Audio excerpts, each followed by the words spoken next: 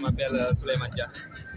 Bon, l'objectif de cette rencontre aujourd'hui, c'est une cérémonie de clôture du projet Horizon.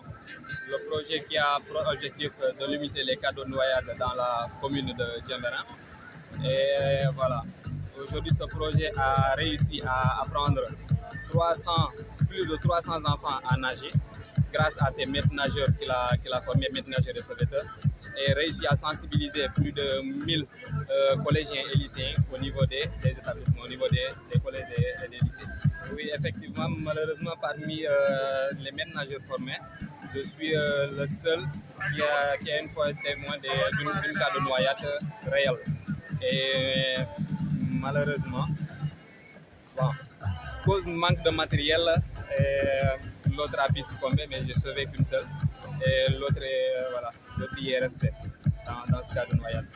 Le travail là, c'est un travail noble, mais qui demande beaucoup de matériel en fait. Parce que si on aurait besoin des bouées, on aurait besoin d'avoir des pedales, mais ce jour-là, on n'avait rien. Comme ces matériels que vous voyez, ils viennent juste de nous les doter. Donc jusqu'à présent, il n'y en a pas assez. Parce que pour avoir des postes de secours surveillés, bien évidemment, il faut avoir le maximum de bagages possible pour pouvoir assurer la sécurité des baigneurs qu'on veut surveiller. Et ce jour-là, malheureusement, il n'y avait aucun matériel à ma disposition. Je suis parti avec mes bras et j'ai pu en ramener une seule vivante. Et l'autre a succombé suite à cela. Bon, vous savez, la noyade, c'est en des étapes. Il y a des étapes différentes dans la noyade. Donc, il y a l'inhalation jusqu'à la grande hypoxie.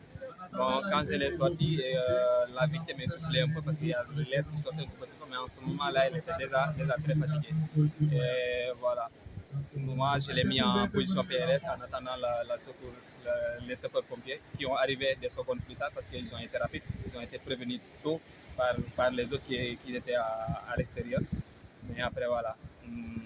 Moi, quand ils l'ont évacué, je les ai appelés, ils m'ont rassuré que ça va aller. Mais après, en cours de route, j'ai vu voilà, j'ai vu les statuts sur WhatsApp du moins, ce qui m'a tellement choqué. Bon, on n'y pouvait rien. Mon dernier mot, c'est se remettre auprès des autorités qui, eux, peuvent nous aider pour l'installation des postes de secours surveillés. Parce que ce sont eux qui ont l'habilité de valider ces postes de secours-là au niveau de la commune. Hein? On en a vraiment besoin parce que là, c'est nos soeurs qui se baignent, c'est nos frères.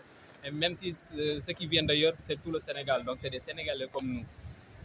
Et ceux qui viennent de l'étranger aussi, c'est des personnes comme nous. Donc, nous, on se sent dans le devoir de les secourir aussi. Ça ne se fait pas. En tout cas, on prie que ça se fait. Mais même si cela ne se fait pas, nous, en se promenant dans la plage et qu'on tombe sur ces cas de noyade, on est contraint d'intervenir.